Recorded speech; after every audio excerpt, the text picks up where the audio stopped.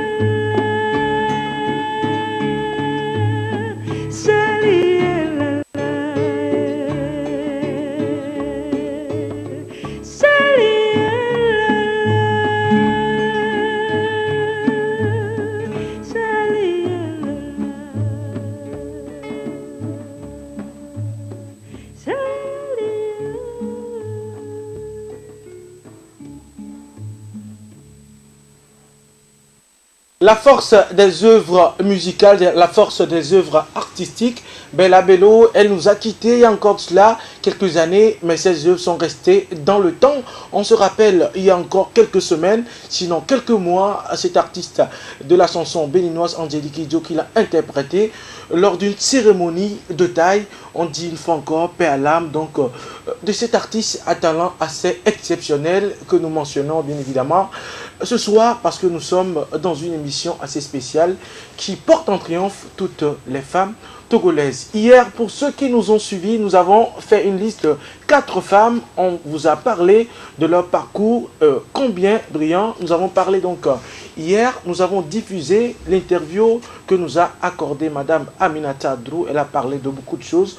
On s'est rappelé de ses souvenirs de la télévision togolaise. Hier également, ça a été l'occasion pour nous de diffuser cette interview qui nous a été donc accordée par Madame Oupedjo. Il y a cela quelques années, les femmes n'étaient pas acceptées dans des grandes sphères. Je pense que cela est révolu à l'heure actuelle parce que nous avons des femmes qui sont pilotes, nous avons des femmes qui officient à des postes de responsabilité.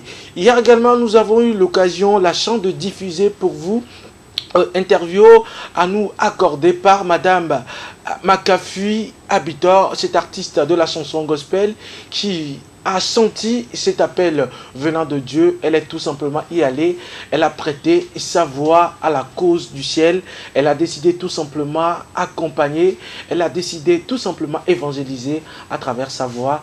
Et elle le fait d'une manière assez exceptionnelle. Elles étaient en tout et pour tout 4 dames dont nous avons diffusé l'interview hier pour vous. Et comme promis, aujourd'hui, on continue avec la liste des 4 autres parce que l'intitulé de notre émission, vous la connaissez bien, 8 Togolaises d'exception pour le 8 mars. Alors, je le disais depuis hier, on ne peut pas parler des grandes femmes togolaises, des femmes battantes, des femmes vaillantes qui construisent l'histoire de notre beau pays, le Togo, sans parler de ces femmes qu'on appelle communément les nanabans. Elles sont arrivées donc à asseoir une bourgeoisie autour du commerce du pagne. Et je pense que ça a été le seul secteur d'activité où on vous dira que les choses partent de mère en fille, de mère en petite fille, de petite fille en mère tout simplement. Et ce soir, nous avons décidé de retenir l'interview accordée à une dame par un de nos confrères. C'est une dame qui également fait parler d'elle parlant de pagne au Togo. Elle s'appelle Lasson. Voici pour vous cette femme battante, cette Nana Berns.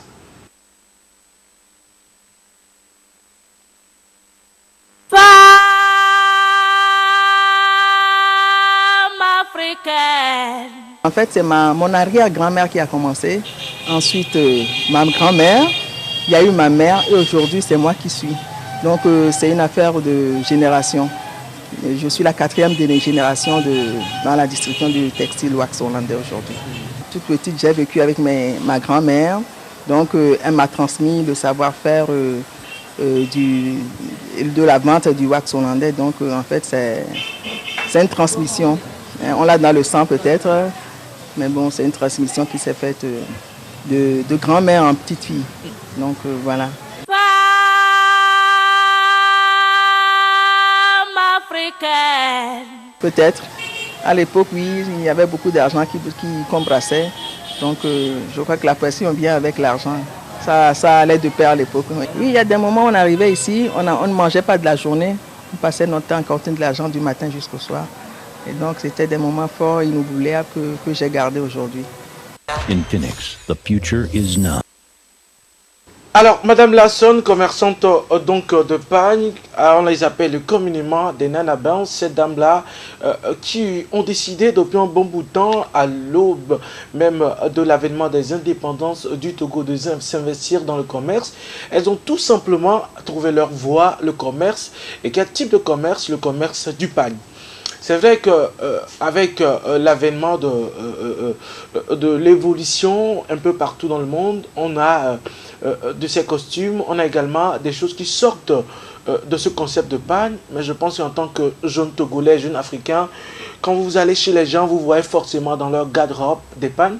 Et comme notre caméraman de ce soir, M. Folly, chaque temps, l'homme est en pagne, notre régisseur également, chaque temps, ils sont en pagne. Et il nous arrive également de nous mettre en pagne pour des cérémonies et pour beaucoup d'autres choses. C'est-à-dire donc que les Africains, au-delà donc de cette modernité qui arrive, n'oublient pas cette tradition qui est la tradition du pagne tout simplement. Alors, je pense que pour ce soir, on va faire mention très spéciale à toutes les nanabans, à toutes ces femmes fortes-là qui sont dans le commerce et qui vendent bien évidemment des pagnes. Vous faites l'honneur de notre beau pays, vous faites l'honneur du pays de Bella Bello.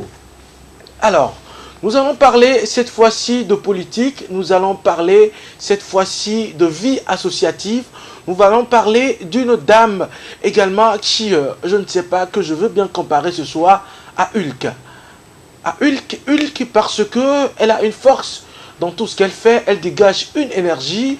Sans cette énergie, elle ne peut pas être tout le temps au four et au moulin. Elle s'appelle tout simplement Brigitte Adjamagbo Johnson, femme politique. À côté également, on connaît son faible assez particulier pour la vie associative.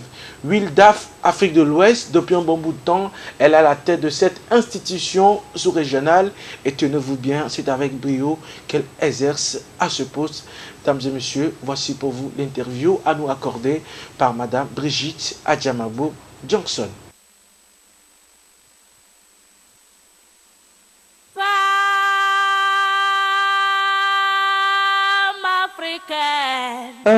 Merci. Une femme parmi un peloton d'hommes, je pense que ça me donne plutôt un sens de responsabilité.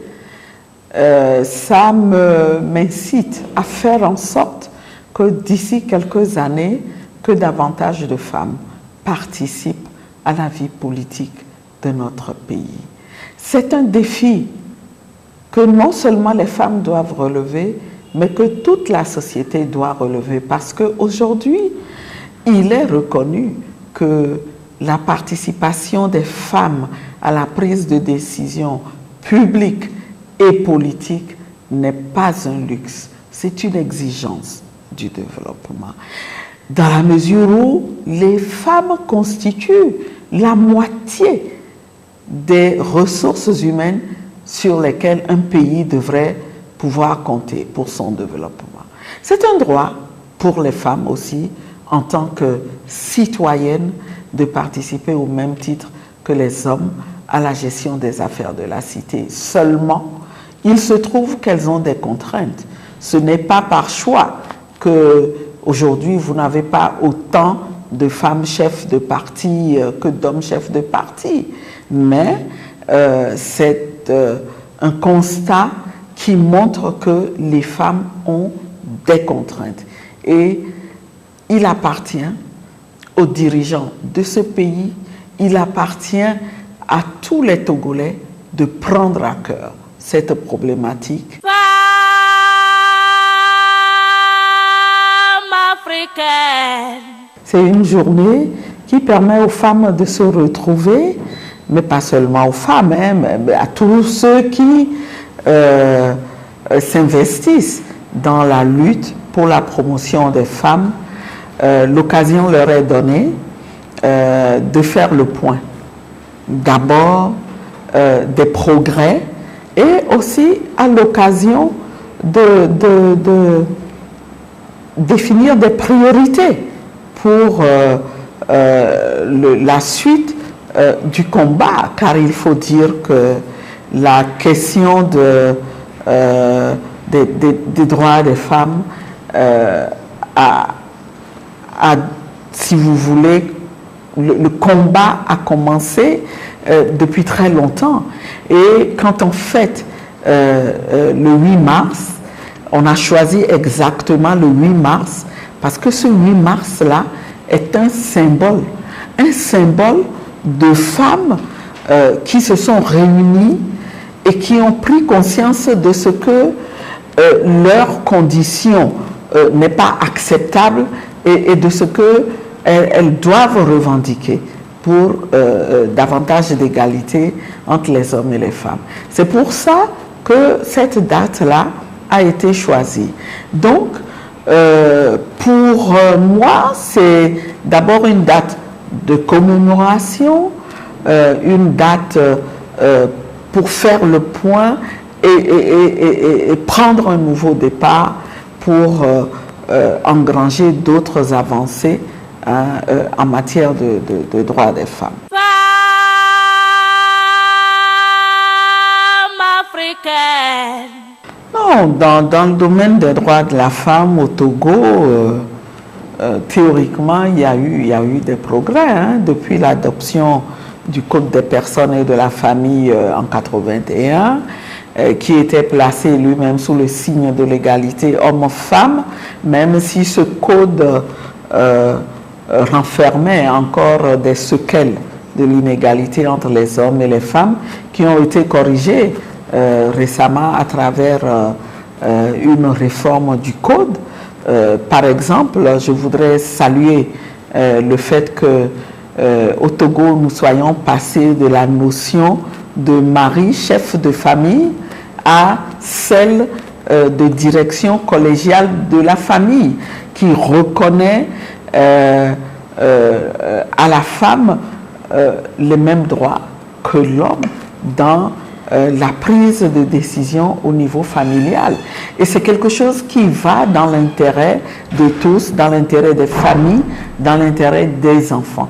Et je voudrais exhorter mes compatriotes togolais à changer leurs pratiques et à comprendre qu'à l'intérieur des familles où les problèmes sont de plus en plus compliqués, c'est en réfléchissant à deux qu'on est à même de trouver des solutions qui soient bénéfiques à tous. Et donc c'est un progrès que je salue. Je salue aussi le fait que dans notre Constitution, le principe de l'égalité soit reconnu, mais et je pourrais citer d'autres gains théoriques pour les femmes. Ceci étant, il faut reconnaître que tout est à faire encore dans la pratique, parce que il y a beaucoup de pesanteurs socioculturelles, il y a les valeurs et les croyances selon lesquelles nous avons été éduqués, nous hommes comme femmes, mais il y a aussi la question de l'ignorance et du manque d'information, non seulement des femmes, même si les femmes sont plus touchées et par ça et qu'elles ne connaissent pas leurs droits, mais aussi ce problème se pose au niveau des hommes qui n'ont pas l'information. Et quand on ne sait pas, on ne peut pas faire. Ça, il faut le reconnaître. Donc, il y a d'énormes défis à relever encore. Le tout n'est pas de reconnaître des droits, mais encore faut-il que ces droits soient effectifs. Et je voudrais insister sur la question du droit des femmes de participer à la gestion de la chose publique et politique, pour dire que sur ce plan, il y a encore d'énormes progrès à faire. Au niveau régional aujourd'hui, l'engagement que le Togo a pris au sein de l'Union africaine, c'est celui d'une participation paritaire des hommes et des femmes en politique et dans la vie publique. Mais vous conviendrez avec moi que nous n'avons même pas encore décollé pour aller vers cette parité. Nous n'avons pas décollé, on a des normes, on a des contraintes culturelles, mais on a des contraintes politiques aussi. Femme africaine. Ben, écoutez, au WILDAF, nous participons au combat de toute la communauté des hommes et des femmes qui luttent pour les droits des femmes. Et je dirais que nous travaillons au quotidien sur le terrain à faire en sorte que ces droits aient une influence dans la vie des hommes et des femmes. Et je peux dire que chaque jour, nous faisons des petits pas.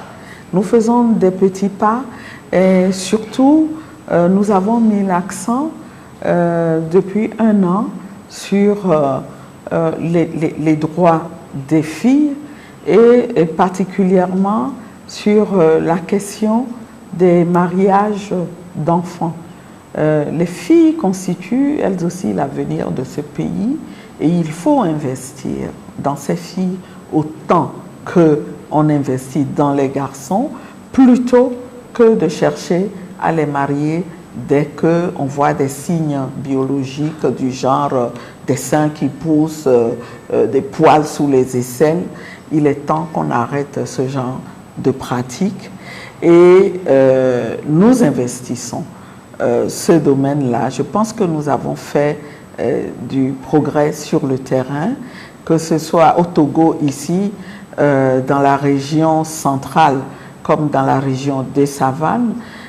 Nous avons su convaincre des jeunes filles avec des alliés hommes pour s'investir au quotidien dans cette lutte-là.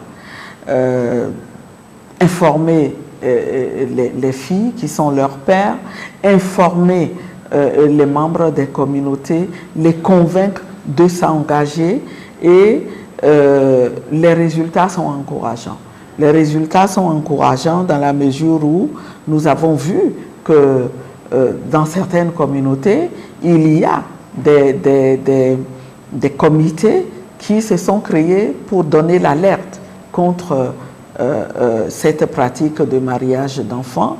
Nous voyons qu'il y a des chefs traditionnels, des chefs religieux qui prennent position de plus en plus et qui disent cette pratique, effectivement, elle nous dessert, elle ne va ni dans l'intérêt des filles, ni dans l'intérêt des communautés. Il faut que nous l'arrêtions. C'est un objet de satisfaction. L'obstacle que nous avons dans ce domaine-là comme ailleurs, c'est la question des normes et des coutumes. Nous nous sommes engagés cette année, en 2019, à mettre un accent particulièrement sur ces coutumes qui encouragent le mariage des enfants et à convaincre les communautés qu'une coutume n'est jamais statique. Elle évolue. Et tout comme par le passé, il y a des coutumes qui ont évolué, eh bien, celles qui font du mal à nos filles, qui sont les femmes de demain, sur lesquelles la société doit compter, eh bien, ces coutumes-là doivent évoluer. Elles ne peuvent pas servir de prétexte. Donc, au total, je pense que c'est un travail de longue haleine.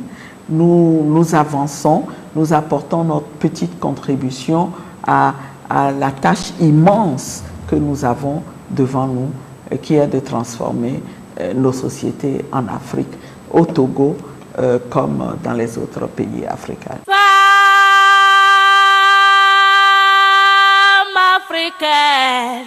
Vraiment, c'est un choix que je ne saurais faire, dans la mesure où, en tant que chrétienne catholique, je crois énormément en la vertu, aux vertus de la prière, qui a beaucoup de vertus, mais je crois aussi que le travail est une valeur. C'est une valeur sûre que tous les citoyens devraient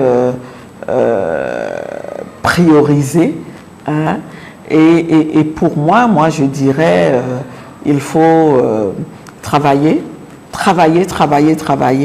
comme si tout dépendait de soi et prier en se disant, en réalité, tout dépend de Dieu. Femme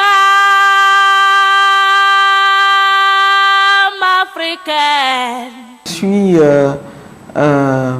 heureuse de constater que il y a de plus en plus de jeunes qui prennent leurs responsabilités, qui s'engagent pour transformer leur société. Et beaucoup s'engagent de plus en plus dans le domaine des droits des femmes, dans le domaine de l'entrepreneuriat, dans le domaine de l'environnement. J'applaudis tous ces changements, mais je voudrais les exhorter à aller aussi dans le domaine politique. Il ne faut pas éviter la politique comme la peste. Il faut bien que des gens de qualité, des gens de conviction s'investissent en politique. Autrement, on va laisser ce champ à des médiocres. Et je voudrais souhaiter à cette jeune génération-là beaucoup de persévérance parce qu'elles représentent elles aussi l'espoir de ce pays, autant que la jeunesse en général. Et je voudrais les exhorter au courage, à la persévérance ensemble, nous arriverons à transformer notre pays, à en faire un lieu où tous les citoyens pourront vivre agréablement. In Phoenix, the future. Brigitte Adamagbo Johnson, présidente de la CDPA, également, la dame a à son arc également cette lourde responsabilité-là d'être la coordinatrice générale de WILDAF Afrique de l'Ouest. Bien évidemment, les femmes qui s'investissent dans la politique qui n'est plus donc un tabou, sinon un terrain réservé qu'aux hommes, des femmes qui essaient la chose. Et quand on a une femme présidente de parti politique, je pense que ça fait forcément plaisir. Alors, chers téléspectatrices et téléspectateurs, si vous le permettez bien, je partage cette fois-ci avec vous la vision d'une dame que j'apprécie beaucoup. Elle s'appelle Mère Teresa. Dans l'un de ses voyages, un homme le rencontre et lui demande: alors Mère Teresa, je veux bien rendre le monde heureux. La Mère Teresa soulève sa tête, regarde l'homme et dit tout simplement: tu veux rendre le monde heureux, rentre chez toi et rends tout simplement ta famille heureuse. C'est vous dire ce soir que la famille est un don de Dieu et un lieu d'apprentissage de l'amour. Si nous voudrions impacter notre monde, nous devons commencer par ces cellules souches-là. Nous devons tout simplement commencer par nos familles. Et cet impact que nous avons sur nos familles jailliront forcément sur notre communauté, sur notre ville. Notre ville aura son impact sur notre région. Notre région va forcément impacter notre pays va impacter tout simplement notre continent et notre monde prendra tout simplement le relais. On est là chacun à porter le doigt accusateur sur l'autre, dire que la femme a fait ci, a fait ça. Je voudrais que chacun d'entre nous conçoit, comme le dit Mahatma Gandhi, le changement que nous voudrions pour notre communauté. Alors, nous parlons d'une autre femme cette fois-ci. La 6e législature donc, du Togo a connu une femme présidente d'Assemblée nationale. C'est la première fois que cela arrive au Togo depuis l'avènement des indépendances en 1960. Dames et messieurs, je vous présente une dame. Je ne sais pas si je peux avoir les superlatifs nécessaires pour décrire son talent ce soir, mais on va y aller tout simplement avec l'interview de la présidente de l'Assemblée nationale, Madame Tchegan.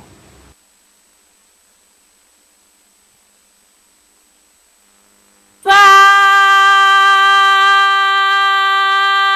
africaine. Je pense que d'abord, comme j'ai toujours eu à le dire, c'est avec beaucoup d'action de grâce, puisque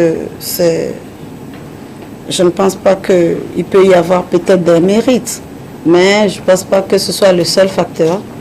C'est un ensemble de facteurs convergents qui nous ont amenés ici.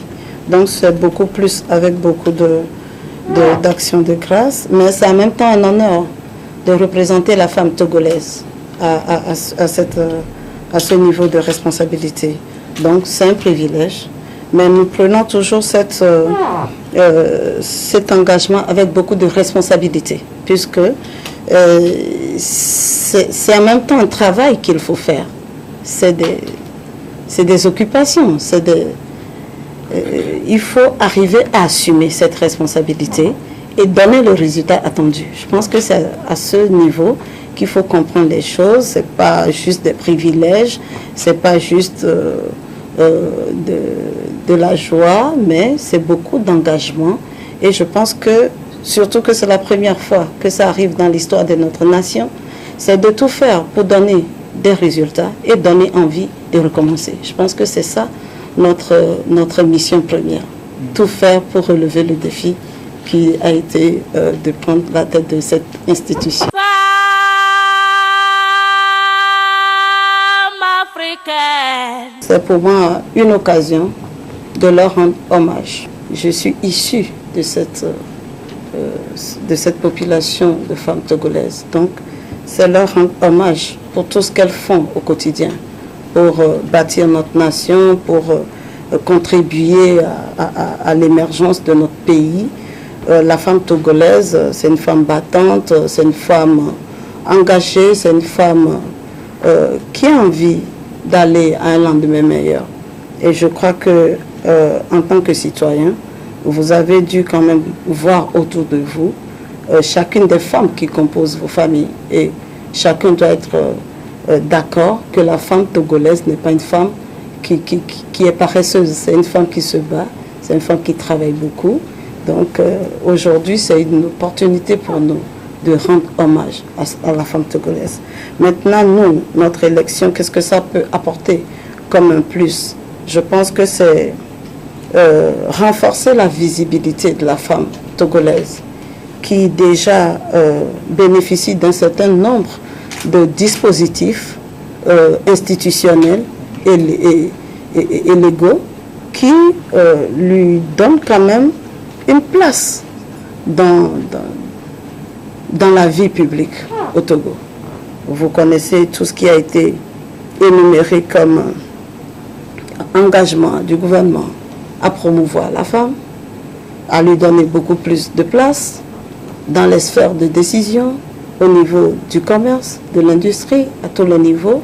Il y a des tests incitatifs qui amènent la femme togolaise à avoir confiance en elle et avancer. Je pense que c'est le couronnement de toutes ces mesures qui se sont incarnées par cette élection du 23 janvier 2019. Donc aujourd'hui, c'est de dire à toutes les femmes togolaises, ah, c'est possible, on peut faire plus, on peut y aller, courage, avançons. Je pense que c'est ce que nous pouvons dire par rapport à l'impact que cette élection peut avoir sur la femme togolaise. Femme africaine. Oui, nous comprenons cette réticence puisque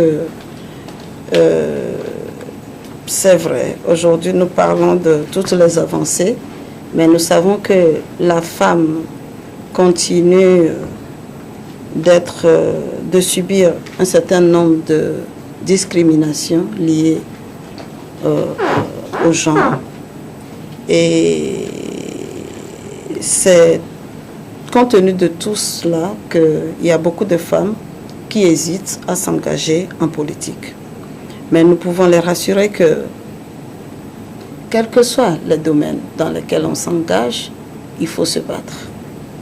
Donc, en politique ou pas, même si c'est dans le commerce, il n'y a aucun domaine d'activité qui soit dénué de difficultés et de combats. Donc, je pense que tout autant que les autres secteurs ne sont pas à l'abri de ces genres de défis, la politique aussi est un secteur où, si on s'y met et qu'on s'entoure d'un certain nombre de qualités et de valeurs pour le faire, on pourra facilement s'y retrouver. Donc, c'est les encourager à croire en elles et à voir, surtout à poursuivre un idéal beaucoup plus détaché de sa personne.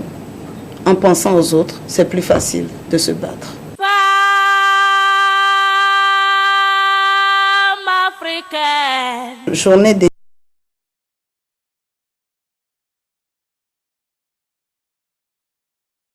Après ces journées, c'est de voir comment de manière constante trouver des mécanismes pour passer ce message à tous les niveaux. Parce que nous savons que dans chaque famille, il y a une femme, il y a une mère, il y a une tante, il y a une sœur, mais en même temps, c'est tout le monde qui combat la femme. Donc, qui va être cet avocat de la femme, si ce n'est pas en même temps la société?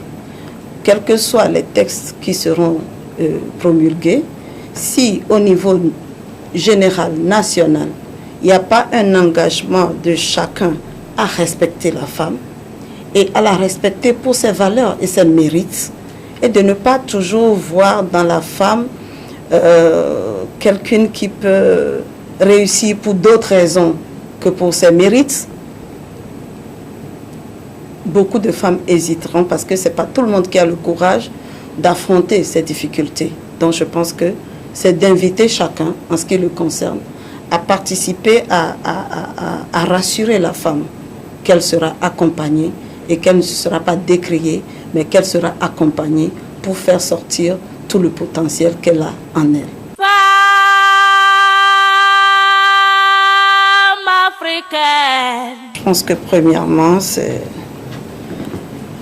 la rigueur, la discipline. Pour réussir, il faut être rigoureux, discipliné envers soi-même et envers les autres. Donc, beaucoup de discipline, beaucoup de rigueur. Je parlerai de la constance dans l'effort. La constance dans l'effort. La loyauté, c'est aussi une valeur qui fait grandir, donc la loyauté. Je dirais humilité peut-être. Ouais. La discrétion assez réservée et j'aime le travail au-delà de tout, le travail bien fait. Donc voilà un peu les mots que je peux vous donner. Femme africaine. Je pense que l'un n'exclut pas l'autre. Le travail, il est important, je l'ai déjà dit. La prière, elle est fondamentale, je dirais. Mais tout dépend de ce que nous appelons prière. On peut prier tout le temps. Donc c'est beaucoup plus la disposition du cœur et les éléments que nous avons dans le contenu de nos prières. Donc je pense que l'un n'exclut pas l'autre, les deux sont importants. Femme africaine. Non, c'est de la féliciter pour cette journée et les rassurer qu'ensemble, on peut arriver à de bons résultats. Nous l'avons dit, tout n'est pas que négatif. Il y a beaucoup de belles choses à être femme. Donc c'est de se focaliser sur la beauté de la femme et de ce que ça lui apporte pour trouver en cela les repères pour mieux avancer. Et toutes les femmes, bonne fête et que Dieu nous bénisse. Merci. In Phoenix, the future is... Alors, je retiens la place de choix qu'occupe le travail dans le speech de l'actuelle présidente de l'Assemblée nationale. C'est dire, c'est vrai qu'on peut avoir des rêves, c'est vrai qu'on peut prier beaucoup, mais il est important, il est fondamental que l'on donne une place de choix au travail, parce que c'est bien ce travail-là qui a pu porter et cette femme-là à la tête d'une institution assez importante de notre pays. Alors, la vision, le leitmotiv donc de cette émission, c'est de créer un tic dans la tête de toutes ces jeunes filles qui nous suivent actuellement. Pour vous dire, c'est possible. Je peux le faire. Dites-vous que c'est possible quand vous vous mettez à 200%, quand vous vous mettez à 300%. Je pense qu'à la fin, l'objectif sera bien évidemment au rendez-vous. Et pour l'édition 2019 de la Journée internationale de la femme, vous connaissez forcément avec moi la thématique retenue, le thème retenu, penser équitablement, bâtir intelligemment, innover pour le changement. Et au niveau de notre beau pays, le Togo, vous n'êtes pas sans savoir que les échéances locales s'approchent et cette thématique se rapproche à juste titre de ces échéances-là, femmes et gouvernance locale. Je pense que c'est le lieu d'appeler une fois encore aux femmes, d'appeler une fois encore les femmes à être plus actives, que ce soit dans la vie associative, que ce soit dans les sphères de décision. Je pense que c'est possible, c'est juste une question de décision. Cette fois-ci, en format 8 pour vous, la ministre de la Promotion de la Femme, et bien évidemment, elle nous livre un message assez intéressant, Madame Yentchare Koulani.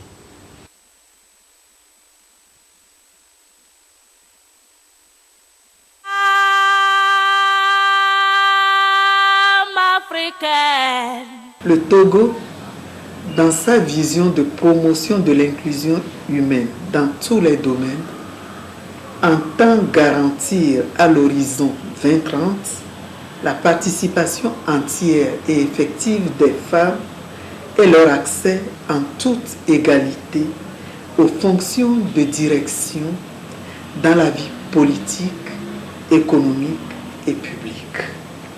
C'est pourquoi le thème Femmes et gouvernance locale a été retenu au plan national au regard des prochaines élections locales dans notre pays. Ce thème cadre non seulement avec l'ODD 5.5, mais s'inscrit aussi parfaitement dans l'axe 3 du Plan national de développement PND 2018-2022, entièrement consacré à la consolidation du développement social et au renforcement des mécanismes d'inclusion. Sachant que la décentralisation conditionne à la fois le développement local participatif, la lutte contre la pauvreté, le rapprochement des services publics des citoyens et la bonne gouvernance administrative, le gouvernement compte sur l'élection massive des femmes. Parmi les 1527 conseillers attendus à l'issue des prochaines élections locales. Je voudrais ici encourager vivement les femmes à se porter candidates et à prendre part activement à ces consultations. Pour cela, elles méritent d'être soutenues par leurs proches. Ceci n'est aucunement un défi lancé aux hommes. Bien au contraire, l'engagement des femmes dans ce processus renforcera la complémentarité homme-femme dans les prises de décision concernant la vie commune et contribuera à un développement local harmonieux et inclusif. In Phoenix, the future is now. Message donc de la ministre donc, de la promotion de la femme à l'endroit de toutes ces femmes-là qui sont appelées donc à faire preuve de plus d'assiduité, on va le dire ainsi, dans tous les secteurs d'activité. Les femmes qui sont donc appelées à sortir massivement, à demander à occuper des postes de responsabilité quand il s'agira de déposer des candidatures par rapport aux élections locales et tout ce qui va avec. 8 Togolais d'exception pour le 8 mars, tout ceci a été possible grâce à vous et grâce à une équipe derrière moi. Je vais dire un sincère merci ce soir à un aîné, un doyen de la maison, le doyen Lago. Merci. On va dire également merci à Delil qui a assuré le montage de tous ces éléments. On va dire également merci à toutes ces femmes également qui nous ont ouvert leurs portes quand on est allé chez elles pour leur dire tout simplement que nous avons une émission assez spéciale, 8 Togolais d'exception pour le 8 mars. Elles ont dit le concept est tout simplement waouh, nous épousons cette initiative. Je profite également de cette aubaine pour dire un sincère merci donc aux confrères de la plateforme Rendez-vous qui a tourné et bien évidemment l'interview avec notre Nana Benz retenue pour l'édition 2019 de cette émission spéciale 8 Togolais d'exception pour le 8 mars. On dit également merci à la direction des programmes de la télévision deuxième. On dit merci à Infinix, sponsor donc de cette initiative. On va dire que ça fait partie donc de ces entreprises citoyennes qui encouragent les initiatives jeunes. On dit mille merci donc aux promoteurs de Infinix Togo et pour toute la jeunesse, pour toutes ces personnes qui nous suivent ce soir. Vous savez déjà quelle marque il faudrait utiliser maintenant. Utilisez tout simplement la marque Infinix. Je vais vous quitter, mesdames, mais je vais vous quitter en musique. Je vous quitte en musique parce que la musique adoucit les mœurs. La musique vous permet de transcender beaucoup de choses. Il s'appelle Nunas Pedros, vous le connaissez forcément. Il est béninois, il fait honneur à toutes les femmes. Dames, vous qui me suivez, levez-vous et dansez tout simplement pour que vive la femme. Best Antipa, mon nom. Vous êtes nos mères, nos épouses, aujourd'hui c'est le jour des fleurs. Vous êtes amour, charme et douce lumière et celle du foyer. Vous qui inventez les hommes, présidents, rois, fous et voleurs. Vous êtes bonheur et l'orgueil, la vie et la mort des hommes. Malgré tout ce que vous êtes, nous vous aimons, car la vie c'est vous. Malgré tout ce que vous êtes, nous vous aimons, car la vie c'est vous.